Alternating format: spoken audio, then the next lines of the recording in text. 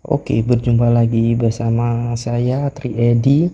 Kali ini saya akan membagikan cara penggunaan aplikasi penggajian. Nah, aplikasi ini bukan buatan saya sendiri, ini buatan orang luar negeri.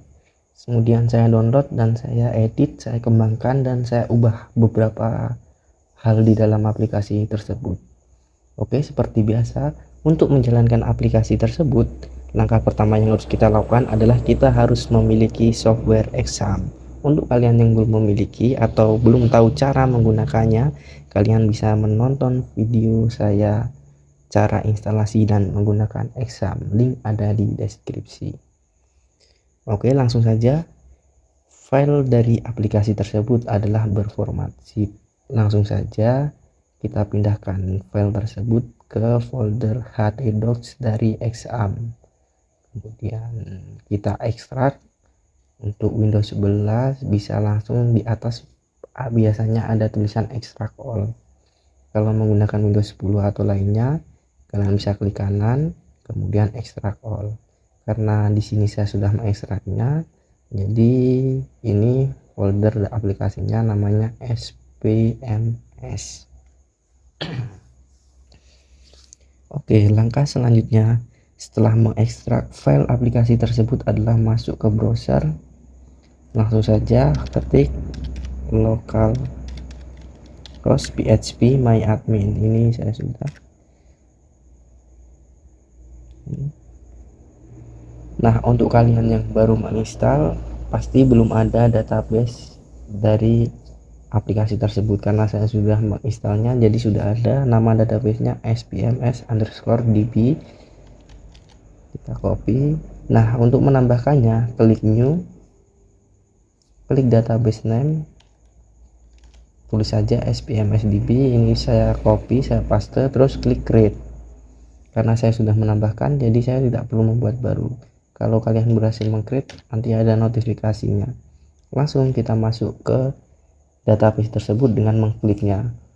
Karena saya sudah melakukan instalasi, jadi databasenya sudah ada. Untuk kalian yang belum ada atau masih kosong belum melakukan instalasi database tersebut, kalian klik saja import,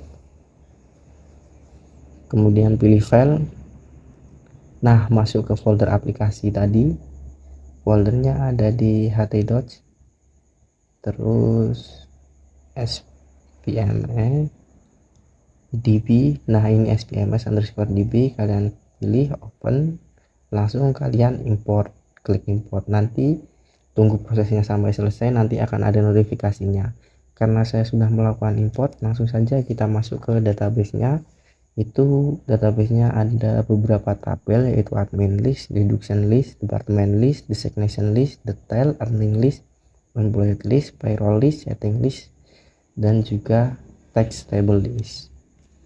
Ketika kalian sudah melakukan import database tersebut, langkah selanjutnya adalah masuk ke aplikasinya. Cara masuknya mudah sekali, buka browser kalian, ketik localhost, terus spms. Nah, untuk username-nya sendiri admin, password admin 123, login successful. Nah, ini halaman dashboard awalnya, ada tulisan selamat datang, terus ada jumlah departemen, jabatan, karyawan, sama user pengguna. Nah, pertama kita mengatur jabatan dari misalkan kita memiliki perusahaan, struktural perusahaannya kita atur di jabatan. Nah, ini untuk departemennya, kita departemen apa saja. Ini secara default ada desain, human resource, IT, penjualan, produksi, dan teknisi. Di jabatan ada ini full stack developer, junior developer, manager, project manager, senior developer, staff penjualan, sama supervisor. Nah, kalau kalian mau menambahkan departemen atau jabatan, klik icon tambah ini saja, terus nama, terus aktif atau nonaktif gitu saja, terus simpan nanti. Misal contoh kita jabatan aja ya, kita mau menulis jabatan baru, misalkan jabatannya wapres, kita buat aktif. Nah, successful. langsung tutup saja kalau sudah. Nah ini langsung muncul Wapres. Terus setelah mengatur jabatan, kita masuk ke karyawan. Nah ini list karyawannya secara saya sudah menambahkan ada Cristiano Ronaldo sama Widodo Joko. Kalau kalian mau menambahkan, klik tambah, NIP nya misalkan ngarang saja, terus namanya misalkan Huhu. Nama tengah opsional bisa dikosongi, Huhu. Gender laki-laki, tempat tanggal lahir kita buat 15 bulan 5 tahun 1989. Salah ketik, 1989. Emailnya huhuhu@huhuhu. Kontak alamat misalkan Oslo.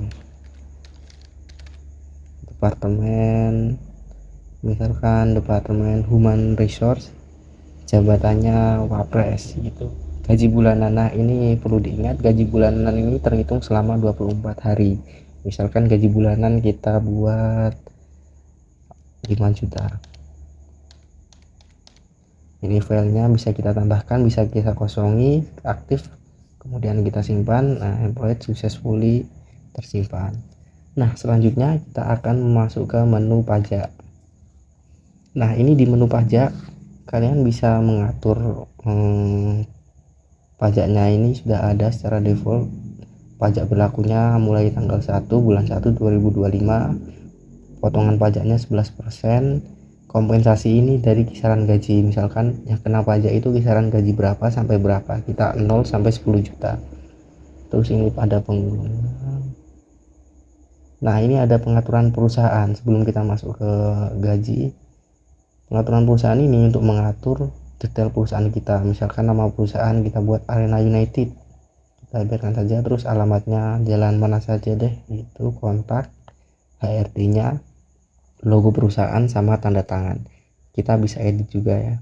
Nah ini tinggal kita edit saja, tapi kita tidak perlu mengedit, langsung saja kita masuk ke penggajiannya, ada di daftar gaji. Nah ini menu yang paling penting untuk melakukan proses penggajian. Misalkan kita tambah saja tipenya bulanan. Untuk bulan Januari karyawannya Huhu.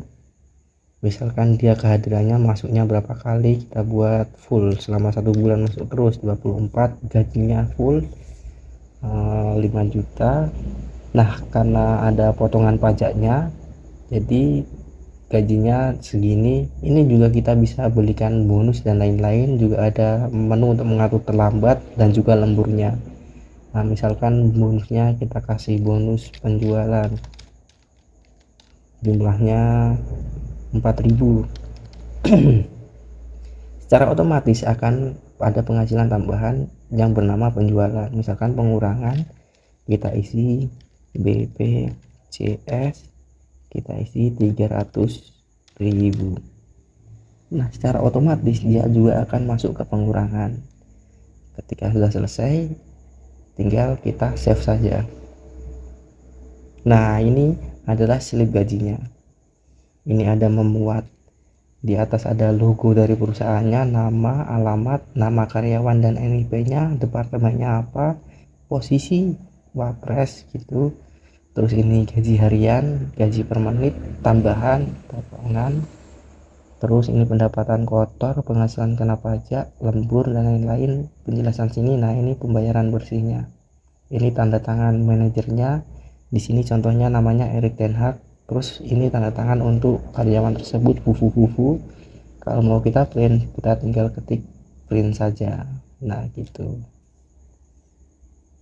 Oke, demikian penjelasan penggunaan aplikasi penggajian dari saya yang dibuat oleh orang luar negeri, namun saya edit beberapa dan saya kembangkan.